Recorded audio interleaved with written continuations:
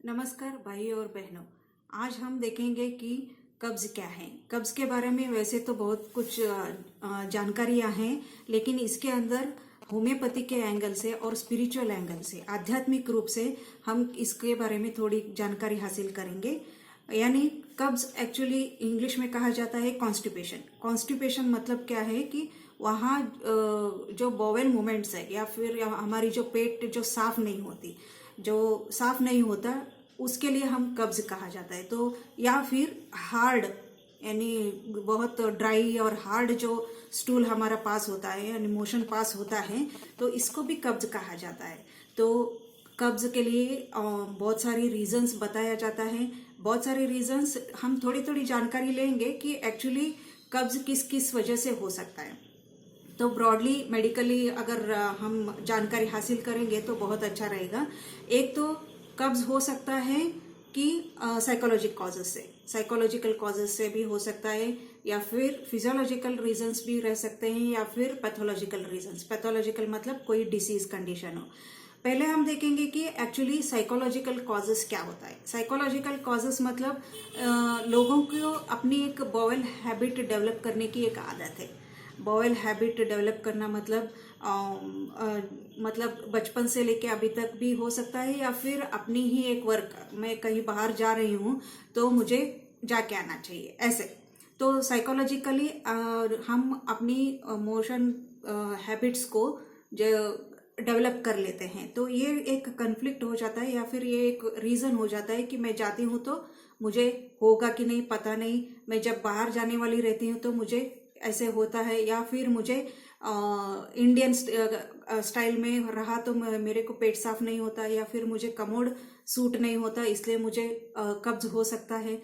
तो कभी ना कभी हम जिंदगी में, यानी हर एक को ये जो पेट साफ न होने का एक्सपीरियंस सभी को है। रीजंस में कोई भी हो सकता है।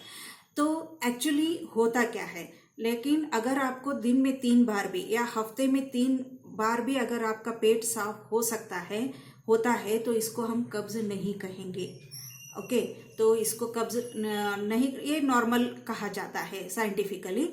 लेकिन फिर भी अगर पेट अगर हल्का नहीं लग रहा है तो इसके लिए हमको कुछ ना कुछ तरीका तो देखना पड़ेगा।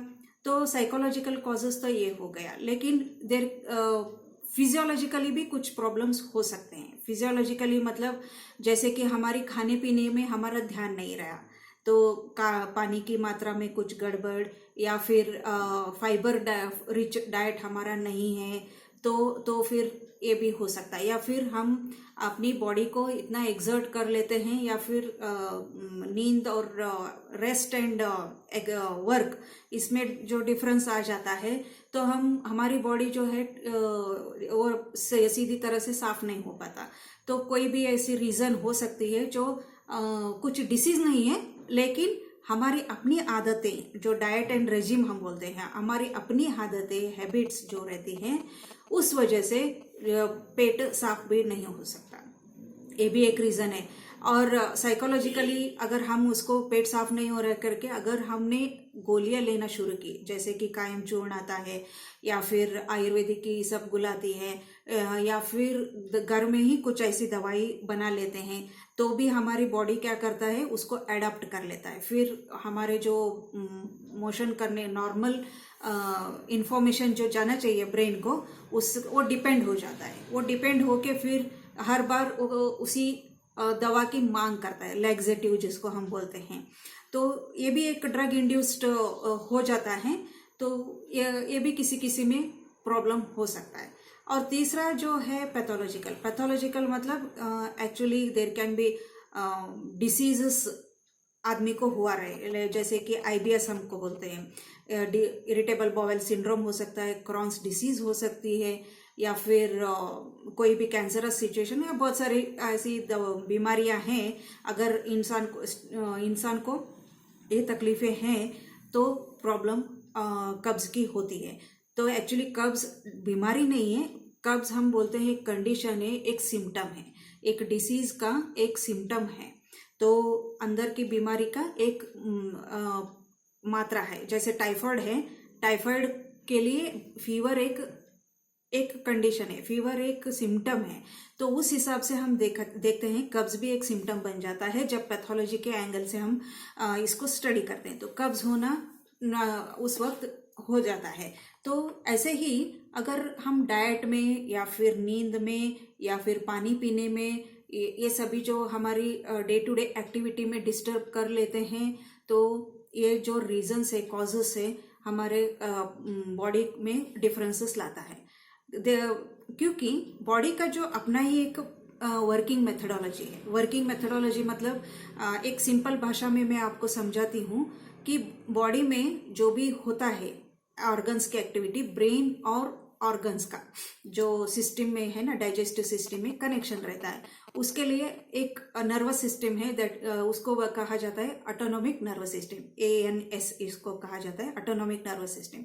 उसमें क्या होता है कि सिंपैथेटिक नर्व्स क्या करता है कि ये जो इंफॉर्मेशन है सिंपैथेटिक नर्व का, जब भी कोई इंफॉर्मेशन होता है ये रेडी हो जाता है, प्रिपेयर करता है बॉडी को उसके लिए रिएक्ट करने के लिए।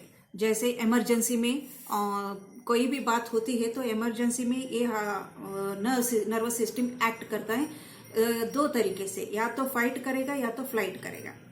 जैसे बोलते हैं ना, स्ट्रेस जब होता है तो आदमी क्या करता है, या तो फ्लाइट करेगा या तो फाइट करेगा।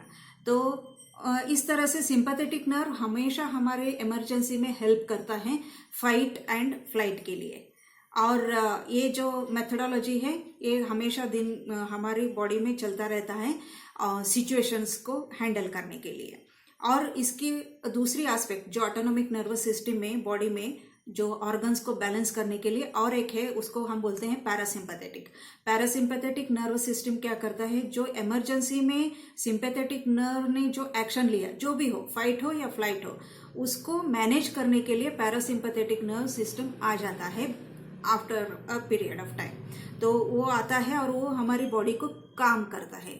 ओके, तो वो तब हमारी बॉडी को शांत करता है, ऑर्गन्स को मैनेज कर लेता है।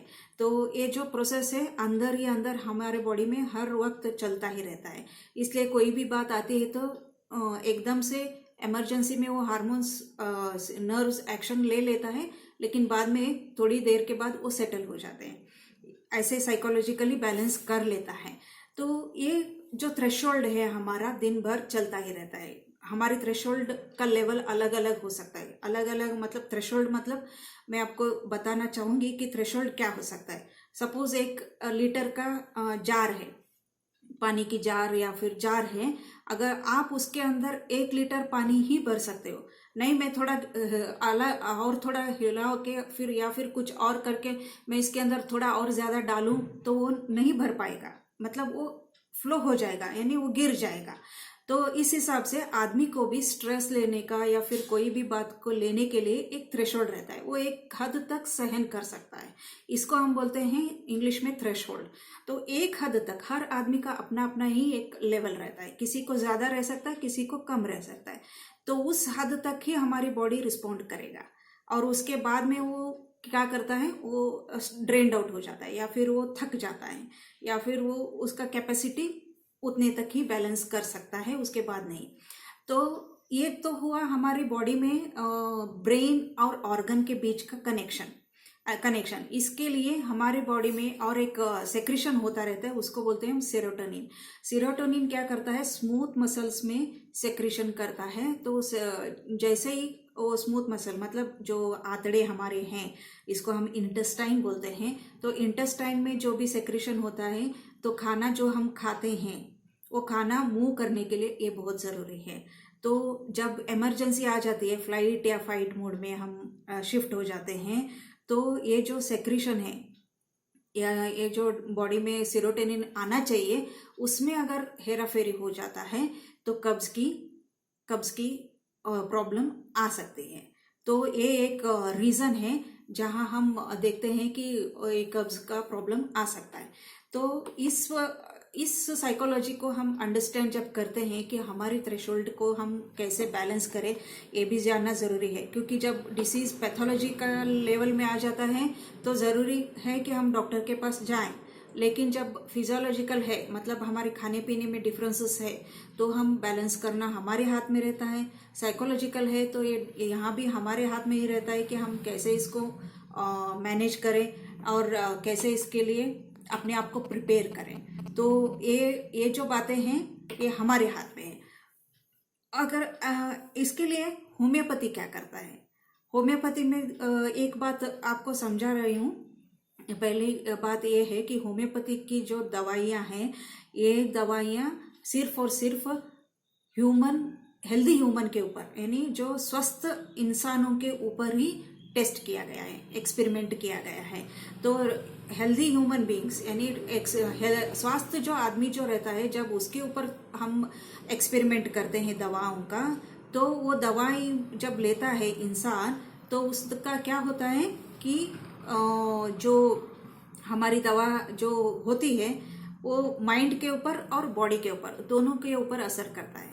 अभी आप दूसरी किसी सिस्टम में जाएंगे तो एक्सपेरिमेंट यूजुअली हम क्या देखते हैं कि वो एक्सपेरिमेंट एनिमल्स के ऊपर करते हैं, इंसानों के ऊपर नहीं करते, लेकिन एनिमल्स के ऊपर करते हैं। तो एनिमल्स के ऊपर जब करते हैं तो एनिमल अपना इमोशन तो नहीं बताएगा, इमोशंस बताएगा तो सिर्फ इंसान बताएगा। तो इसलिए होम्योपैथी में ये डिफरेंस आता है। तो कोई भी दवा आप ऐसे नहीं ले सकते, क्योंकि कहा जाता है कि जो माइंड, बॉडी और ब्रेन जो है वो एकेडमिकली उतना ही डिफरेंस कर सकते हैं। Psyche, brain and body, it can be differentiated only academically, but they are in never, there cannot be any possibility that they should be differentiated। मतलब उसको हम कभी भी डिफ्रेंशिएट नहीं कर सकते, वो हमेशा इंटरलिंक्ड है जी। वो इंटरलिंक्ड है, जो साइकी है, जो बॉडी है और जो ब्रेन है, वो एक्टिविटी जो है वो हमेशा तीनों साथ में मिलकर ही करता है। तो हम उसको डिफ्रेंशिएट नहीं कर सकते। तो इसलिए होम्योपैथी इस बात को अच्छी तरह से समझता है, और इसलिए हम दोनों एंगल से देखते हैं, ना कि सिर्फ जो कब्ज है, कब्ज के बारे में सिर्फ इंफॉर्मेशन उतना ही नहीं लेते, लेकिन पूरे इंसान के बारे में थोड़ा जानकारी लेना बहुत ज़रूरी होता है कि कैसे उसकी मेंटल स्टेटस है। Mental status in the sense कि वो सिचुएशन में कैसे वो रिएक्ट करता है, ये देखेंगे। और इसके बारे में जब हम जानकारी लेंगे तो दवाई लेना बहुत असरदार रहता है। तो मैं थोड़ा एग्जाम्पल बताती हूँ। ज़रूरी नहीं कि ये रेमेडी आपके लिए भी है, आपके लिए भी सूट हो सकता है। ये तो सिर्फ मैं एक इन्फॉर्मेशन करके दे रही हूँ, क्योंकि हर एक को अपने डॉक्टर से सलाह लेके ही दवा लेना है पर्सनली। ये तो जनरल इन्फॉर्मेशन है। जैसे कि अभी हम देखते हैं एलुमिना है, ब्रायोनिया है, ग्राफाइटिस है, नक्सोमिका है। ये दवाइयाँ तो बहुत सारे लोगों ने शायद पढ़ा भी होगा। तो ये कॉमन कॉन्स्टिपेशन के लिए यूज़ किया जाता है जनरली। तो एक्चुअली इसमें क्या होता है, जो रेमेडीज़ है, एलुमिना ऐसी रेमेडी है जो कब्ज है इसमें। इस कब्ज का सिम्टम इसमें कैसे होता है कि सॉफ्ट स्टूल भी, यानी सॉफ्ट रहता है मोशन, फिर भी पास करने के लिए डिफिकल्टी आती है। और क्यों डिफिकल्टी आती है, मतलब ये जो इंसान जो रहता है ना, वो उनकी मेंटल लेवल पर भी आप देखेंगे तो उनका हर एक्शन स्लगिश रहता है। उनकी जिंदगी में टाइम पासेस टू स्लोली करके लिखा है। फाटक आप अगर खोलेंगे तो मेट्रा मेडिका में मैं बताती हूँ, उसमें एक सिम्टम आता है माइंड में, टाइम पासेस टू स्लोली। मतलब क्या है कि होपलेस, आइडेंटिटी क्राइसिस, या फिर ऐसे सभी शब्द इसमें दिखाया गया है होम्योपैथी में। क्योंकि ये जो बातें हैं ये माइंड को भी रिलेट करता है, टाइम पासेस टू स्लोली या फिर स्लगिश एक्शंस जैसे बोला जाता है। तो ये सिर्फ ओवरऑल पर्सनालिटी में भी नहीं, उसकी बोवेल्स में भी, यानी उसके आंतड़े में भी वही स्लगिशनेस है। मतलब वो मोशन को पास भी नहीं कर पा रहा है। तो इस हिसाब से हम कोरिलेट करते हैं तो ही हम प्रॉपर रेमेडी दे सकते हैं। वैसे ही अगर हम देखेंगे तो ब्रायोनिया को जब हम पढ़ते हैं कोई भी बुक्स में या फिर फाटक में, जैसे मैंने पढ़ा था, मैं उसका रेफरेंस लेके बताती हूँ कि इसमें इरिटेबिलिटी, जो पेशेंट में इरिटेबिलिटी जो है वो ज़्यादा दिखाई देगा, और ड्राइनेस बहुत रहता है। म्यूकस मेम्ब्रेन में जो भी है अंदर सेक्रेशन से कम रहता है।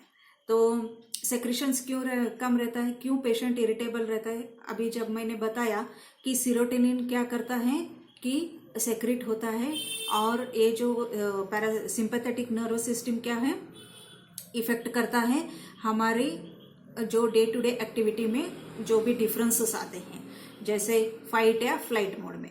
अगर इसमें कुछ गड़बड़ है, इमरजेंसी हार्मोन्स हम इमरजेंसी में बार बार ये यूज हो रहा है सिंपैथेटिक सिस्टम का, तो ऑटोमेटिकली सेरोटोनिन का एक्शन थोड़ा कम हो गया, तो म्यूकस मेम्ब्रेन क्या हो गया, ड्राइनेस हो गया।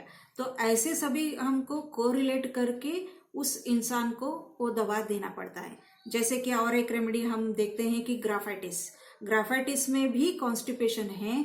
उसको बोलते हैं कि पेशेंट को अगर 2-4 दिन अगर नहीं भी गया तो उसको कुछ प्रॉब्लम नहीं, वो आराम से रह सकता है, यानी उसको ऐसे पेट हल्का ही लगेगा, उसको कुछ डिफरेंस ही नहीं लगेगा।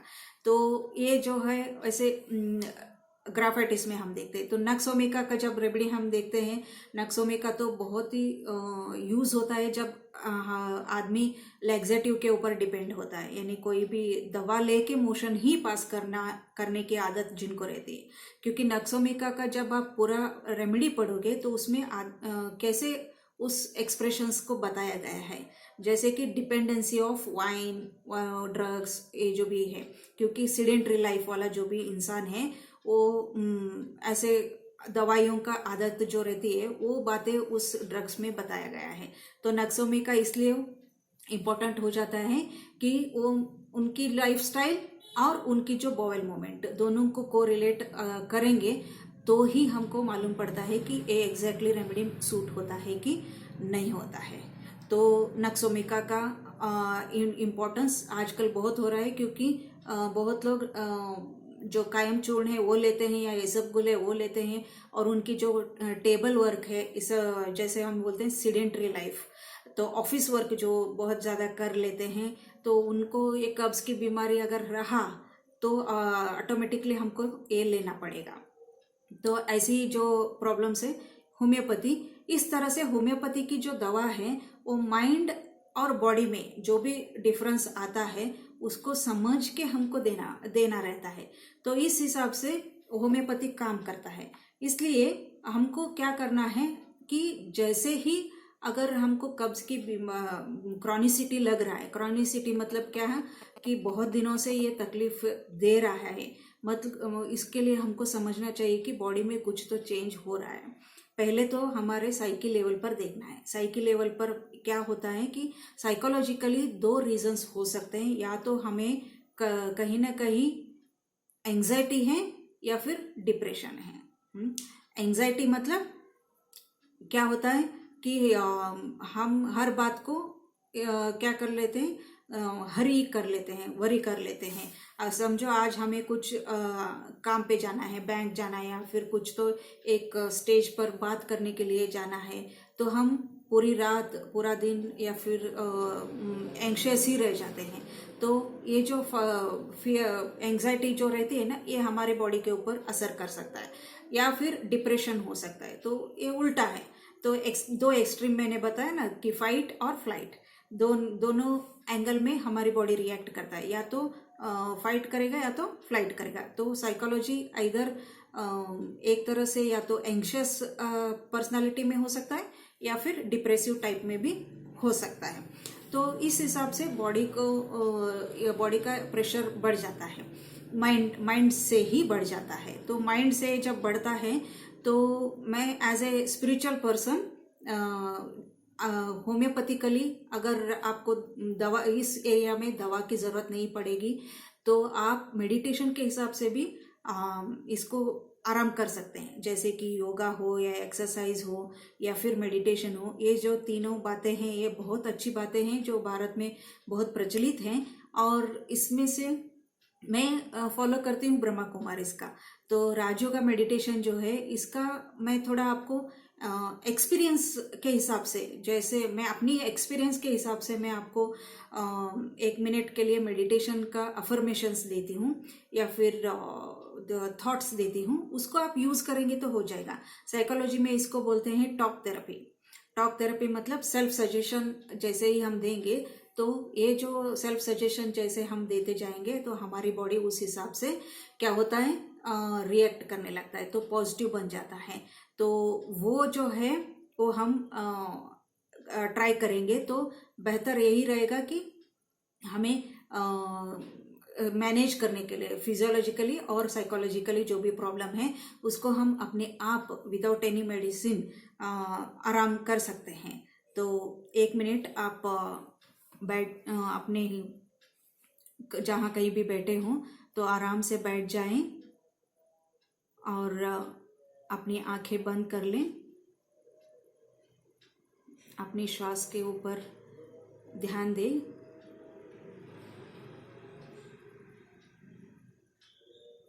आराम से श्वास चल रही है कि नहीं देख लीजिए और मन बुद्धि को एकाग्र करते हुए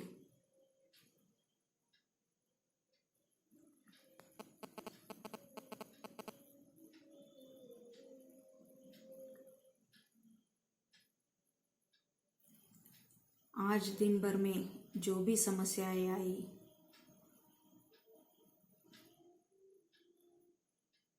जो भी प्रॉब्लम्स आए, उस प्रॉब्लम्स को मैं शांतिपूर्वक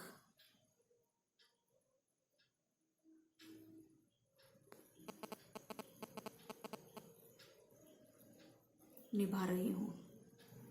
अनुभव करें कि आने वाले कल की जो भी समस्या है उनको भी मैं पहले से ही तैयार हूँ शांति से मैनेज करने के लिए।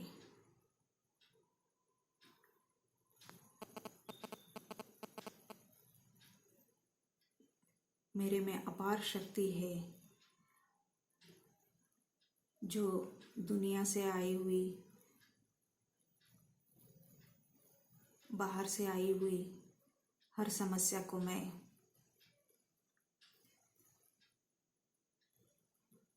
शांति से निभा सकूं।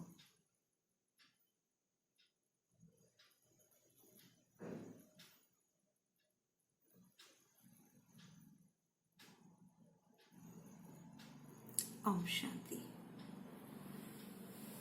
इस तरह से आप अपने आप को पॉजिटिव अफर्मेशंस देंगे, अपने आप से बातें करेंगे। ज़रूरी नहीं कि यही शब्द हो, आप अपनी ही भाषा में अपने ही तरीके से जो पॉजिटिवली अपने आप को चार्ज करेंगे तो बहुत बेहतर रहेगा। और उसके लिए आपको ठीक ढंग से अगर एक अफर्मेशन सीखना है तो आप राजयोगा मेडिटेशन कोई भी ब्रह्मा कुमारी सेंटर से आप सीख सकते हैं। तो इस हिसाब से आप अपने आप को हेल्दी रख सकते हैं। नमस्कार।